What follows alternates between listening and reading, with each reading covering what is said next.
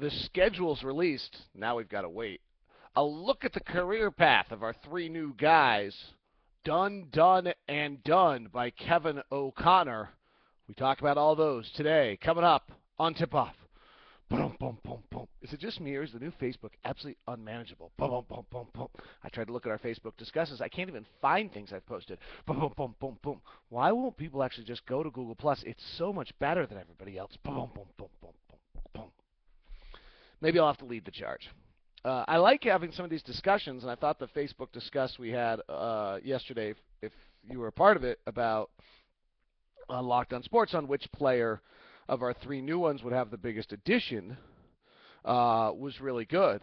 It's interesting. I think everyone's right, and I'll talk about this a little bit, that everyone's feeling is the guy who's going to have the biggest impact is Mo Williams.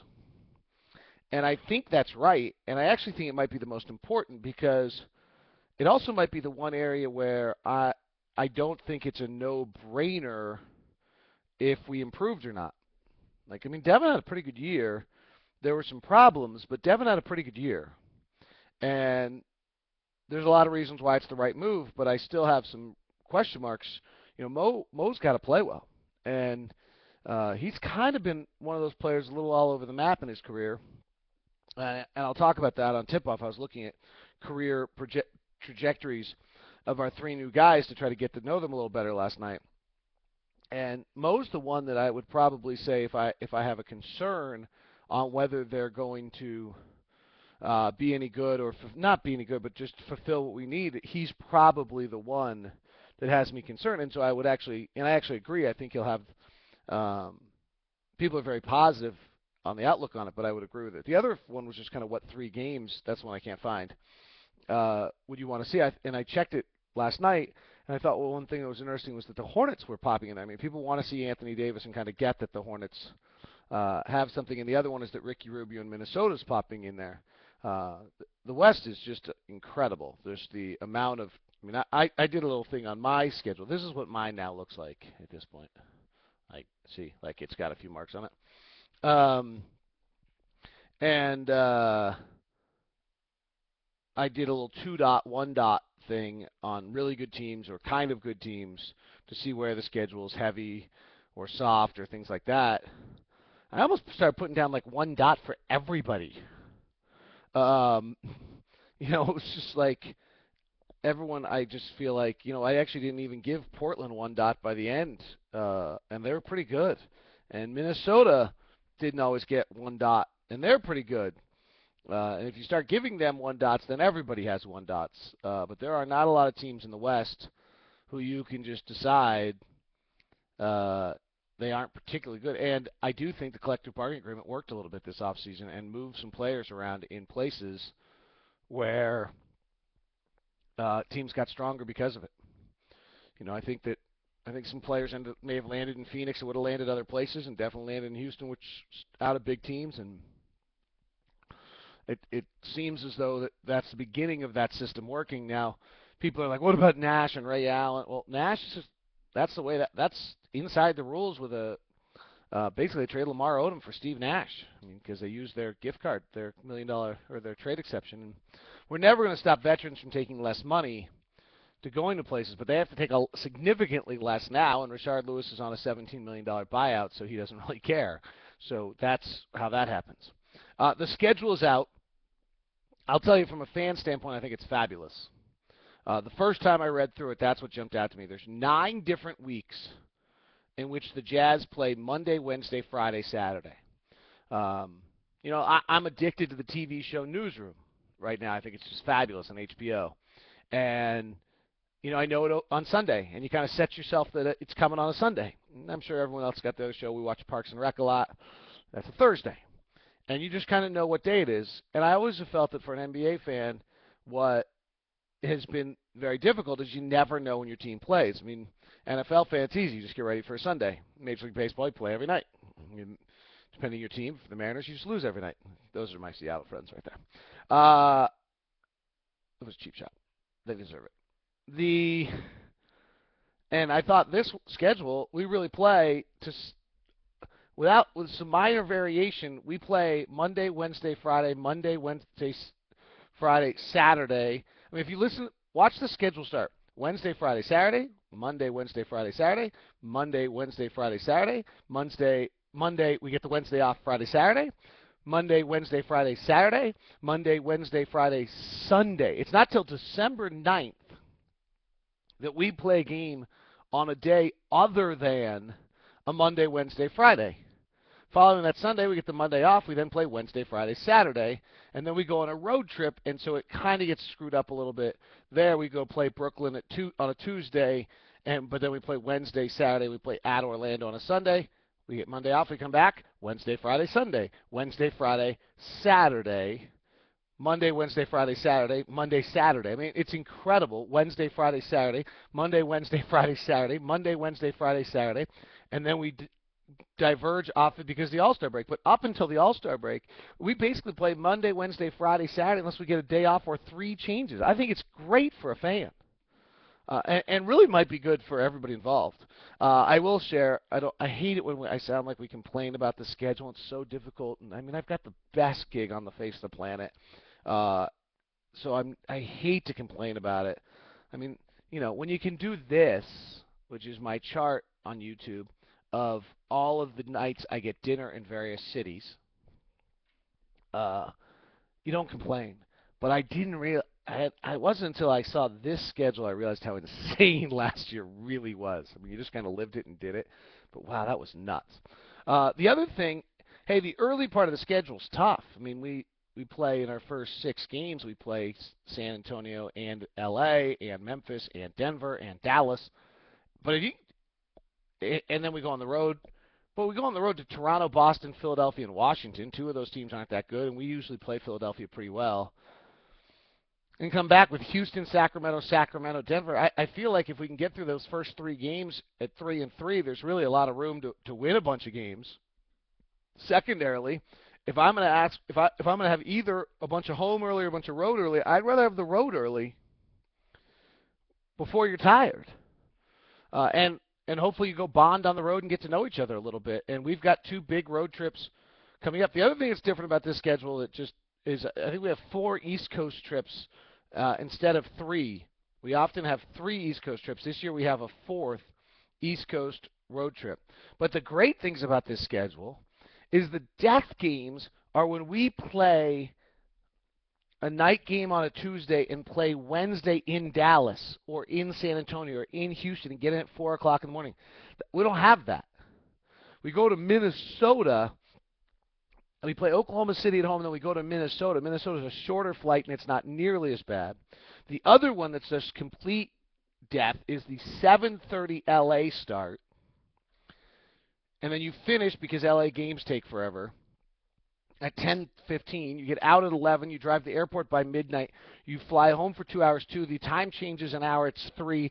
You're in your bed at 3:30, and you play the next day. It's the same sequence. It's that time. We only do that once, with 4 chances, because we go to L.A. 4 times. But when we play the Lakers on a Sunday early. We don't play again until the Wednesday. We play the Clippers a Sunday early. We don't play again until a Wednesday. We play the Clippers on a Saturday, and we don't play till Monday at home.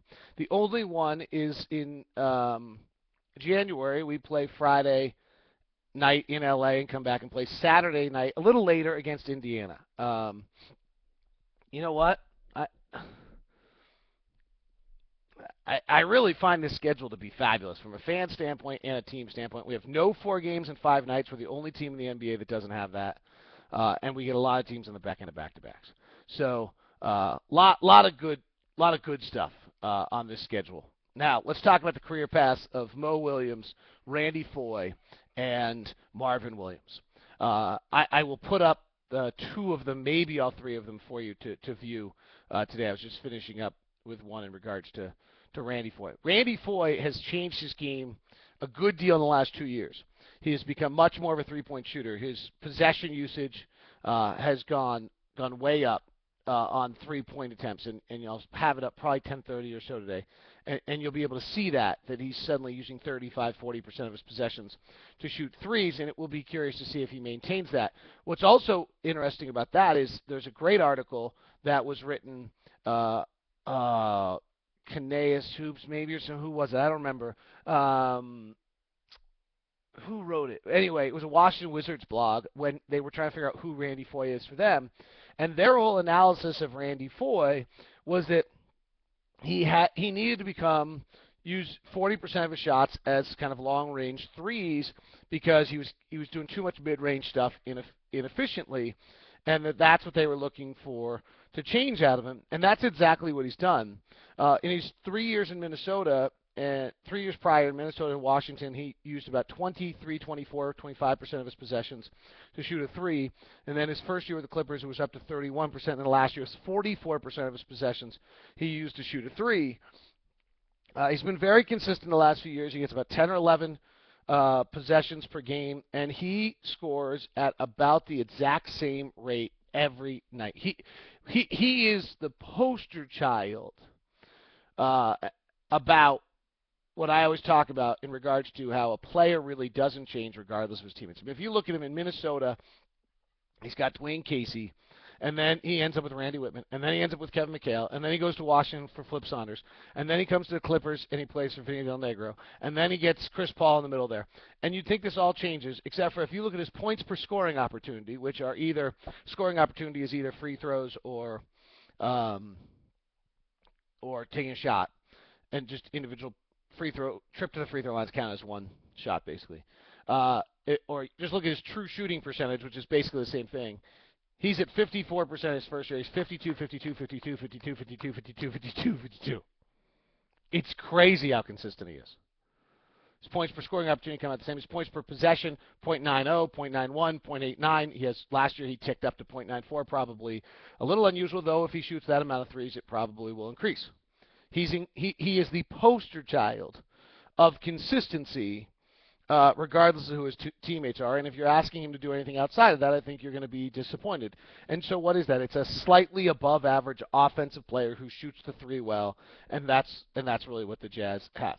Now, then there is Mo Williams' career path, and that's really a very different one. Looking at him, what he shows, and this is again what I've always believed, is that you're really the exact same player who you are unless you have a superstar. If you're on with LeBron, and there aren't many, like don't go get too excited on who a superstar is. But playing with LeBron, if you look at Mo Williams' points per possession, he was really quite poor his first 2 years. His year in Utah, he was tough, but he didn't play very well. His first year in Milwaukee wasn't great. He kind of clicks in his third year in Milwaukee, but he still is a below league average possession user at that point in his career. And his points per possession are 0.90 and 0.88. Then he goes and he clicks in his last year in Milwaukee. He goes up to 0.96. I mean, that's like the breakthrough year of his career. 0.96 points per possession is unbelievable. League average is 0.91. He has a great year. His Locke offensive rating that year was terrific. And then he goes to Cleveland, where he now shoots the three more because he's playing off LeBron, and he takes another jump up. Since then, he's never, when he left, he had a terrible year. And then the next thing, last year, he was back to kind of Milwaukee before the explosion. So he's got some real variance, and that's why I kind of say, to open this thing today on Mo Williams, he probably is the guy who's going to have the biggest impact. He's probably the guy who's the most important, and I'm probably not entirely sure who he's going to be. Last year in LA, he just simply stopped going to the free throw line. His possession usage, amount of scoring opportunities was down a little bit. It's hard to see when you look at him, and I'll try to get that up and post it as well, where he's heading, because there is this variance. And really what you have to look at is you kind of have to take out the LeBron years, and then he has this, what he really is he's very consistent, except for that 1 year in Milwaukee prior to going to Cleveland where he really jumped. And that's, oh my gosh, if we could get that out of Mo Williams that year, then the Jazz are going to be terrific. I don't know if that's a realistic expectation. And then what you have is a guy who's using his possessions right at the league average, maybe a notch above. Last year he was a notch above at 0.94, but it's hard to read. He definitely kind of goes, and that's maybe the player he is. But the LeBron factor is quite evident there. So I'll post those two for you today at some point, hopefully both by noon. I'm training for a century ride, and I will get out and ride and then try to get those out for you. And the final one is Marvin, and this was the most exciting look last night when I put this in last night, because what you see on Marvin Williams is a 19-year-old kid who enters the league, and in his third, the general belief is, I've talked about with Gordon and Derek, is that by their third year they establish who they are. And what happened with Marvin is he didn't take a jump his third year, and I think everyone kind of got concerned. He, interestingly, took the jump his fourth year, and what he did, and I wonder if they changed his position or how it worked, I'll have to talk with him about it, is he really changed who he was as a player. In the first 3 years of his career, Marvin Williams combined to take 108 three-point shots. In his fourth year of his career, in just 61 games, he took 155.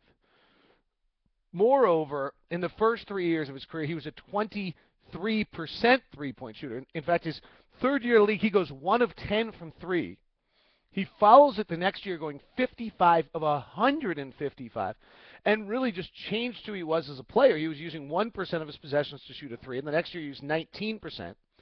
Last year, 16%. Year before, 16%. And then, the next year, 16%. The year after that, 16%. And then last year, 26% of his possessions to shoot a 3. What's impressive about this is he has maintained 11% of his possessions to go to the free throw line. He did dip. Before that, it was 14 or 15%. And maybe he can find a way to kind of bring that up while maintaining that. And then he's really a neat player. And if you look at his career, starting at 22, then his points per possession, again, remember the league average is .91.